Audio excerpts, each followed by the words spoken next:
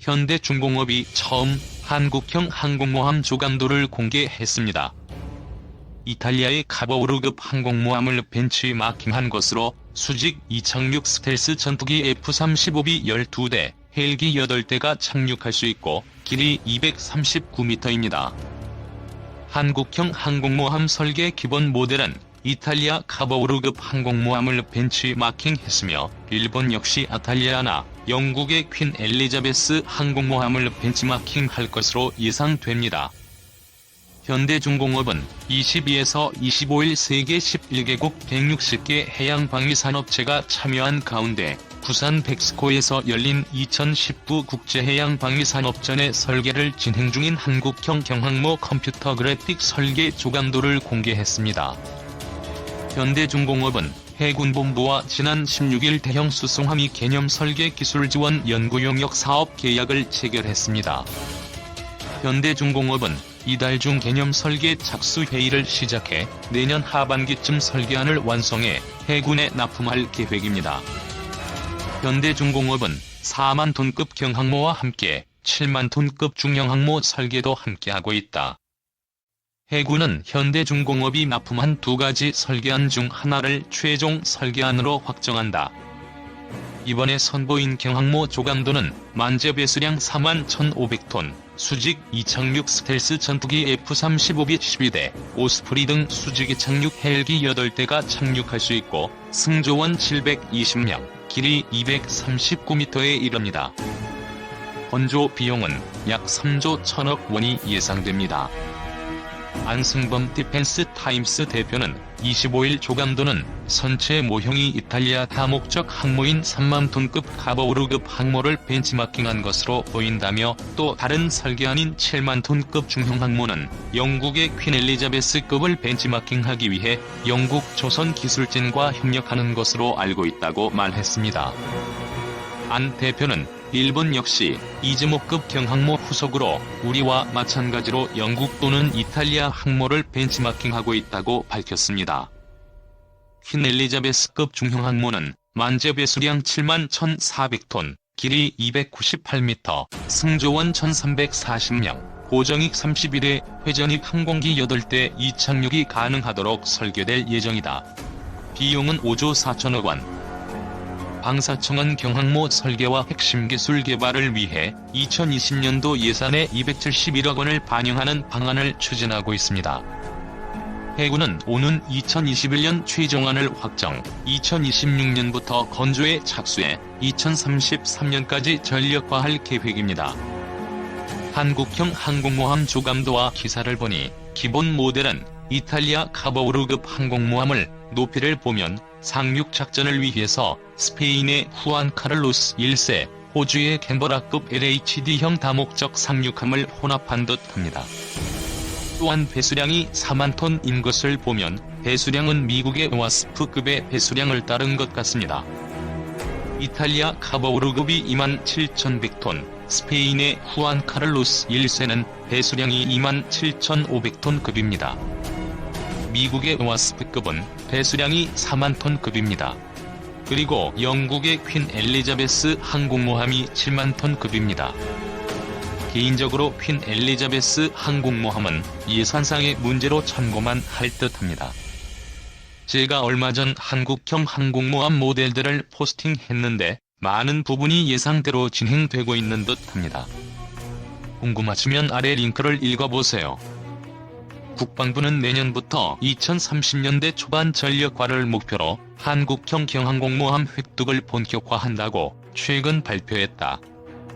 이와 관련 한국해군은 현대중공업 주식회사의 지원하에 현재 진행 중인 개념 설계를 오는 12월까지 완료할 예정이다. 또한 현재까지 함재기 운용과 관련해 국내에서 미보유 중인 경항모 비행갑판 플랫폼 설계 핵심 기술을 올 하반기부터 4년간 방위사업청의 선도형 핵심 기술 과제로 개발해 경항모 기본 설계와 상세 설계에 직접 활용할 계획이다. 한국 해군 장군 이래 가장 도전적인 과제라 생각되는 한국형 경항모의 성공적인 획득을 위해 몇 가지 제언하고자 한다. 첫째, 운용 대상 함재기의 기종을 늦어도 기본 설계 시작 때까지는 결정해야 한다. 함재기 기종은 항모 설계의 핵심 인자이며 함재기와 항모 간의 상호 영향성이 매우 크다. 즉, 함재기 기종은 항모 주요 재원, 함재기 운용 관련 체계, 자원의 결정에 큰 영향을 미치고, 이는 항모의 소티 생성 능력에, 소티 생성 능력은 함재기 전비 태세와 전투 능력에 영향을 미친다. 이뿐만 아니라 함재기 기종이 결정돼야 함재기 제작사의 기술 지원도 가능하다. 영국도 퀸 엘리자베스급 중형 항모 설계 과정에서 함재기 상세 자료 미확보로 많은 시행착오를 겪었음을 타산지석으로 삼아야 한다.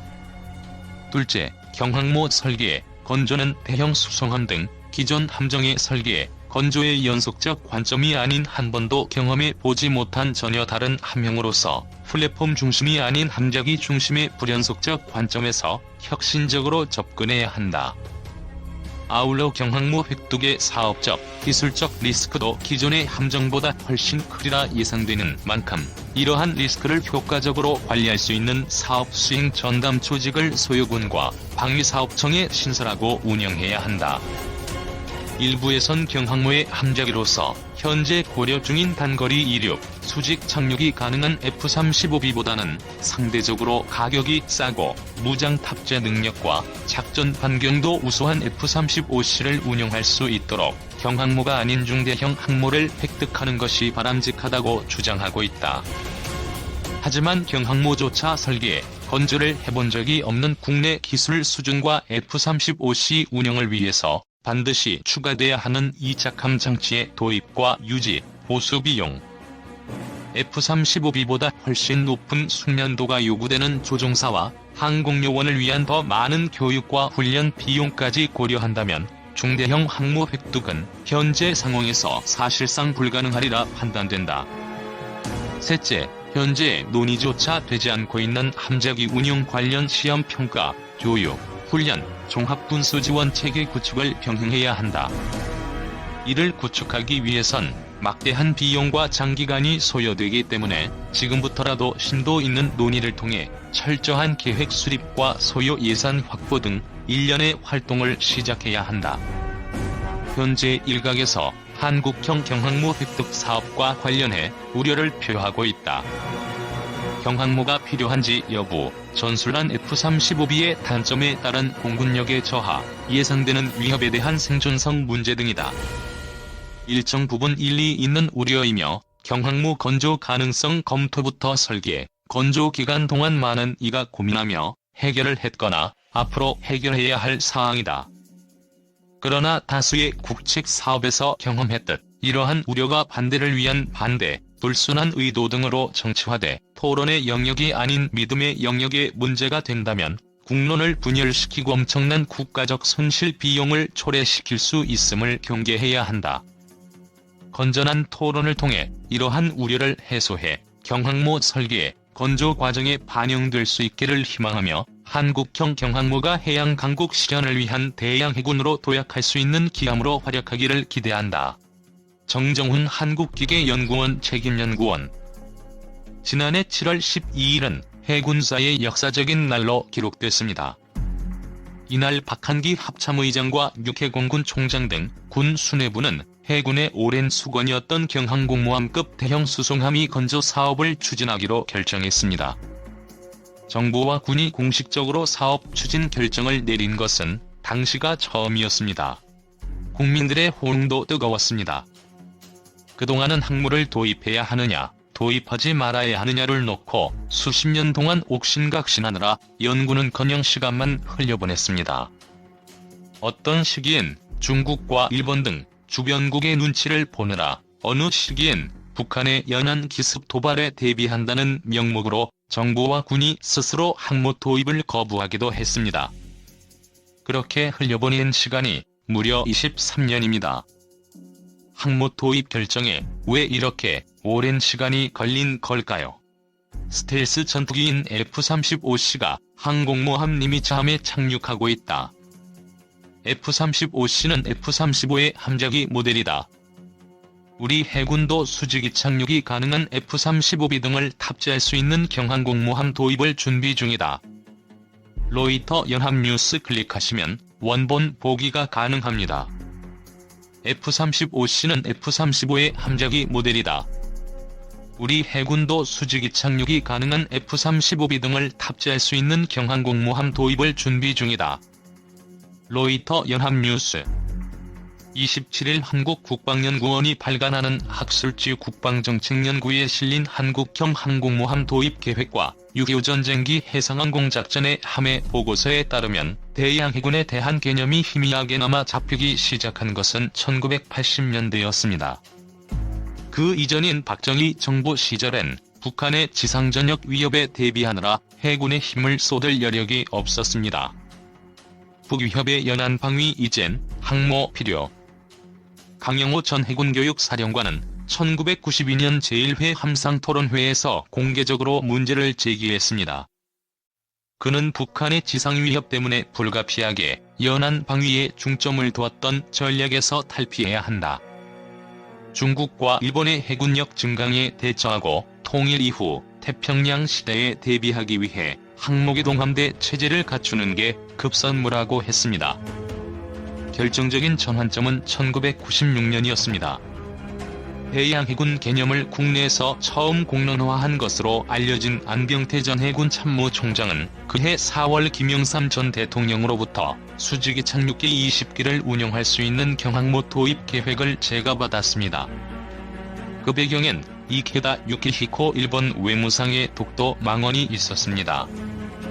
독도는 일본 영토의 일부라고 주장한 일본에 대해 반일 감정이 치솟았고 김 전 대통령의 지시로 2만 톤급 항모와 구축함 6척 건조 계획이 마련됐습니다. 국민 열망을 대변하듯 1996년 서울 에어쇼에는 현대중공업이 제작한 2만 톤급 국산 경항모 모형이 등장하기도 했습니다. 그러나 어이없게도 국방부와 합참이 이 계획에 반대했고 이듬해 경항모 연구개발비는 전액 삭감됐습니다.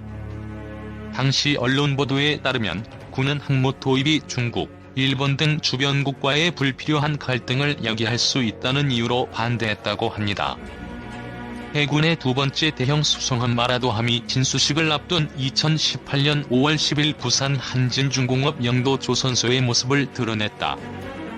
제1독도함으로 불리는 마라도함은 길이 199m, 폭 31m 규모로 상륙군, 헬기, 전차, 고속 상륙정 등을 탑재할 수 있다. 국방부, 합참 한반도는 불침 항모 반대. 현재 항모 개발에 천문학적인 예산을 쏟아붓고 있는 중국이나 일본의 상황을 감안하면 실소가 나올 법한 논리였지만 당시엔 그렇게 계획이 무산됐습니다. 당시 육군 위주로 구성된 국방부와 합참 지휘부는 한반도 자체가 불침 항모이기 때문에 항모가 필요 없다. 북한에 우선 대응해야 한다고도 했습니다. 이때부터 해군 지휘부는 북한의 위협 대신 대양해군 건설을 주된 노선으로 삼고 여론 조성에 나섰습니다. 여기에 국민들의 공감대도 더해져 독도함과 마라도함 등 대형 수송함 건조 사업, 세종대왕함 등 이지스 구축함 건조 사업이 시작됐습니다. 하지만 2010년 3월 발생한 천안 함폭침 사건이 해군에 또 한 번의 고난을 안겼습니다. 1200톤급 초계함이 북한의 어뢰 공격으로 침몰하면서 덩치만 크고 비싼 군함 만들면서 허세 부리다 앞마당이 뚫렸다 연안도 못 지키면서 무슨 대양해군이냐는 언론의 질타가 이어졌습니다. 그러자 이명박 전 대통령까지 나서 우리 군이 현실보다는 이상에 치우쳐 국방을 다뤄온 것이 아닌지 반성해야 한다고 군을 질책했습니다. 해군은 그해 국회 국정감사 업무보고서에 대양해군이라는 용어를 단 한마디도 꺼내지 못할 정도로 움츠러들었습니다. 클릭하시면 원본 보기가 가능합니다. 올해 경항모 개발 사업비 271억 첫 투입. 2011년 1월 여론은 다시 급반전했습니다. 해군 청해부대가 소말리아 해적에 의해 피랍된 3호 주얼리호 선원 21명을 단 한 명의 사망자도 없이 구출해낸 아덴만의 여명작전이 대대적으로 보도됐습니다. 이에 2012년부터 해군 사관학교 졸업식에 대양해군이라는 용어가 다시 등장하고 해군의 노력이 점차 인정받기 시작했습니다. 여기에 2012년 중국이 첫 항모인 랴오닝호를 취역시키고 일본 내부에서 이즈모급 경항모로 전환하려는 움직임이 본격화하며 국산 항모 도입 논의에 가속도가 붙게 됩니다.